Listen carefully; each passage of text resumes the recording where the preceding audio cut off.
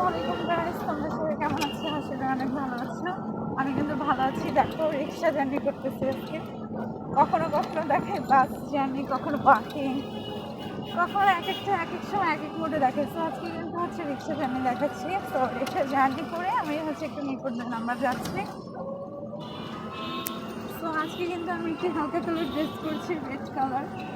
হালকা কিনা deep I don't know, তোমরা সেটা কমেন্টে জাজ করে দিবা।